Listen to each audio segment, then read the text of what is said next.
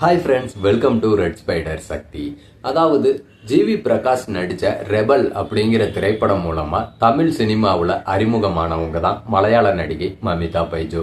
இவங்க பார்த்தீங்கன்னா சின்ன வயசுல இருந்தே நான் ஒரு சூர்யா ரசிகை அப்படின்ற மாதிரி சமீபத்தில் ஒரு பேட்டி ஒன்றில் தெரிவிச்சிருந்தாங்க. எனக்கு சூர்யா ரொம்பவே பிடிக்கும், சூர்யா கூட நடிக்கணும் அப்படின்றது என்னோட ஆசைன்ற மாதிரி சொல்லி இருந்தாங்க.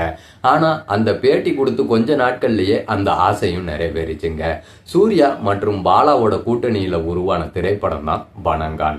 இந்த படத்துல பாத்தீங்கன்னா கீர்த்தி செட்டி சூர்யாவுக்கு ஜோடியாவும் மமிதா பைஜுவும் இன்னொரு கதாநாயகியாவும் வணங்கான் திரைப்படத்துல நடிக்க ஆரம்பிச்சாங்க.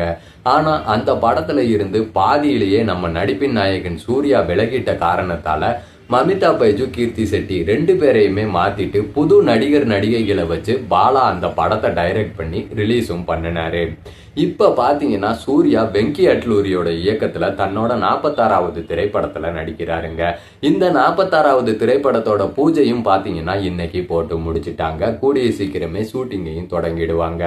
இப்ப சூர்யா 46 திரைப்படத்துல கதாநாயகியா பாத்தீங்கன்னா மமிதா பைஜு தாங்க நடிக்கிறாங்க. வணங்கான் அந்த படத்துல கைவிட்டத சூர்யா 46 திரைப்படத்துல புடிச்சிட்டாங்க. சூர்யாவுடைய ரசிகை சூர்யாவுக்கே ஜோடியாவும் ஆயிட்டாங்க.